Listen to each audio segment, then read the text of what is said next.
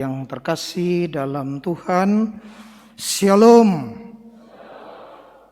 Masih segar dalam ingatan, dalam rekaman, dalam bayang-bayang saya sejak kecil ketika saya menguping pembicaraan dari orang-orang di rumah atau tetangga-tetangga. Bukan kepo-kepo, bukan. Ini masih kecil, biasa suka dengar-dengar. Perihal apa? Perihal pengobatan tradisional yang terjadi di daerah kami.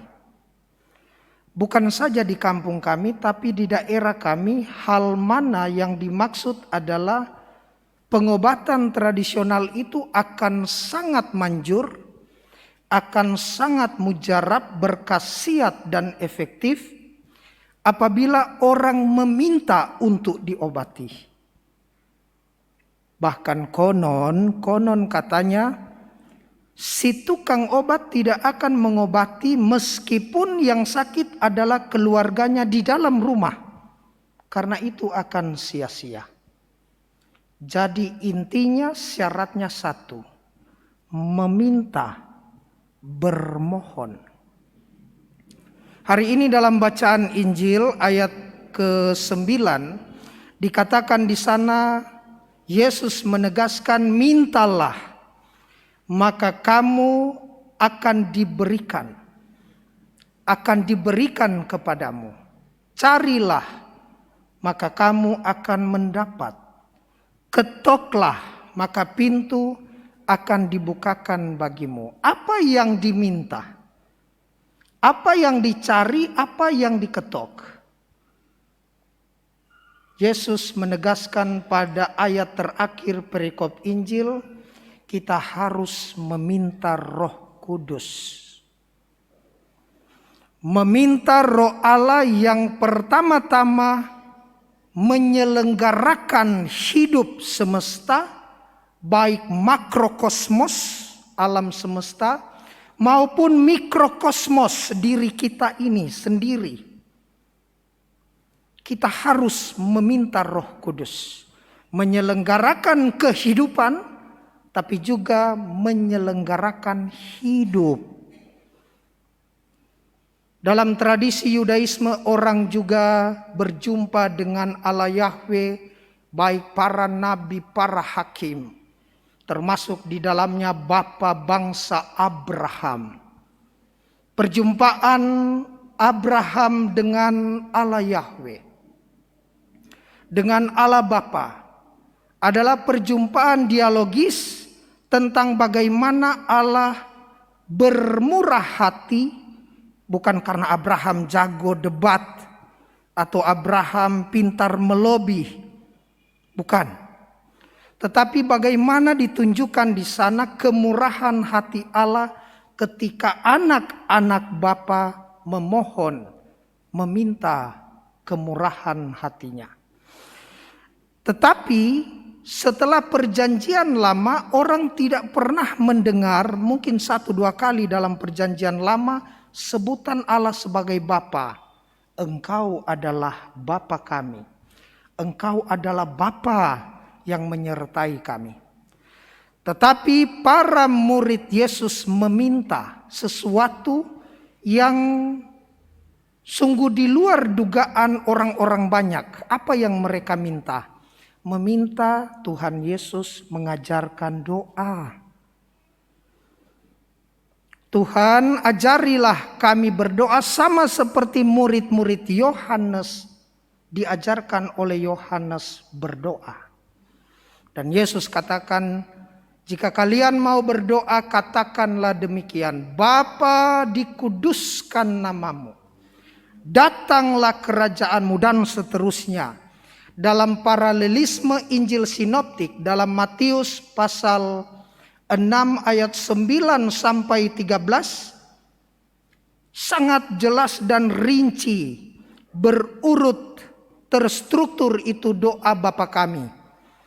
Orang-orang Yahudi sangat taat kepada Aseret Hadefarim terhadap 10 hukum Taurat, hukum Tuhan.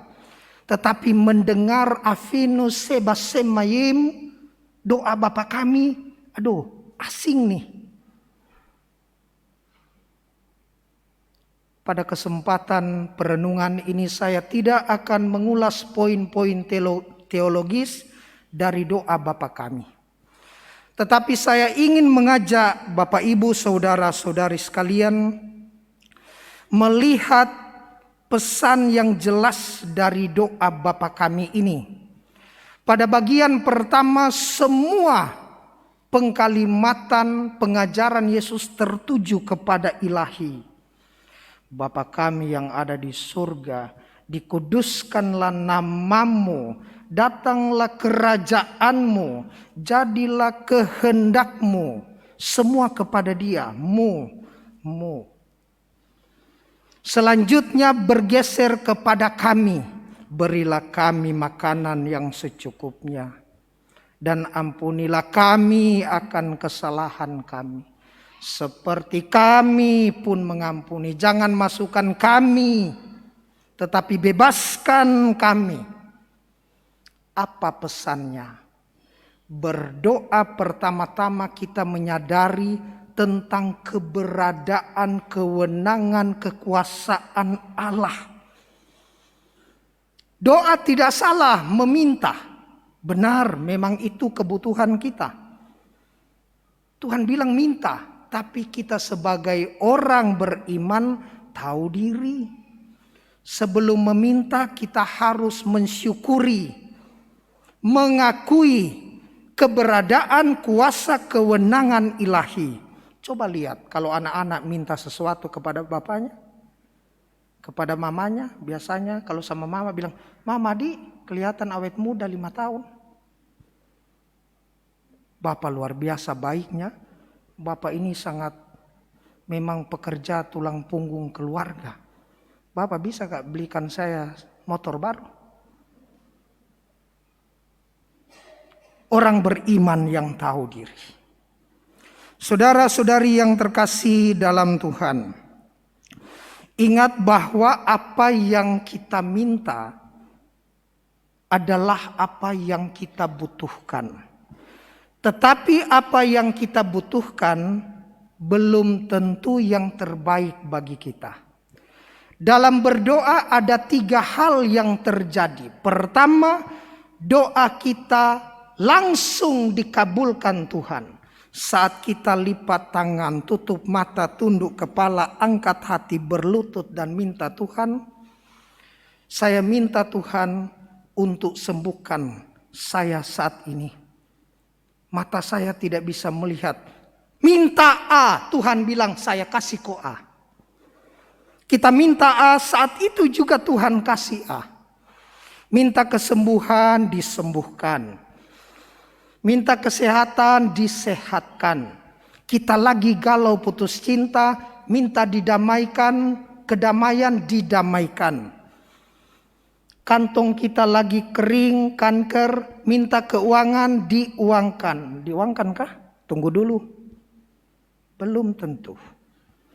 Dari pertama kita minta A, Tuhan kasih A, kita bergerak pada tahap yang kedua, yakni kita minta sesuatu A, Tuhan akan kasih dulu kita B, C, D, lalu ke A lagi. Tuhan belum menjawab doa kita saat itu. Mengapa? Untuk mengajar kita sesuatu yang lebih baik. Tuhan belum mengabulkan. Untuk memberikan kepada kita kesabaran yang melampaui apa yang kita minta. Untuk memberikan kepada kita ketekunan lebih tekun lagi dalam pekerjaan dan tanggung jawab. Itulah yang selalu kita alami dalam hidup atau keluarga kita. Dan yang paling terakhir, setelah kita minta A, Tuhan kasih A. Kita minta A, Tuhan beri dulu B, C, D, lalu ternyata Tuhan kasih A pada waktu yang indah sesuai kehendak, sesuai dengan rencana dan rancangannya. Yang paling terakhir, Tuhan menjawab doa kita dengan kata tidak. Tuhan, saya minta A. Tuhan bilang saya kasih, tapi bukan A yang begini, tapi A yang terbalik. Kadang orang bilang, pastor, sampai saat ini Tuhan tidak pernah jawab doa saya. Bapak Ibu, pada kesempatan ini saya tegaskan bahwa Tuhan tidak pernah tidak menjawab doa kita. Tuhan selalu menjawab doa kita, dan kerap kali jawaban Tuhan adalah no, adalah tidak. Karena Tuhan tahu memang kita butuh itu supaya terhibur. Tetapi Tuhan tahu itu bukan yang terbaik. Seorang anak kecil usia 3 tahun minta pisau. Menghibur dia, mungkin dia siut. Tapi orang tua tidak akan memberikan pisau. Karena Allah yang baik tahu apa yang terbaik bagi kita.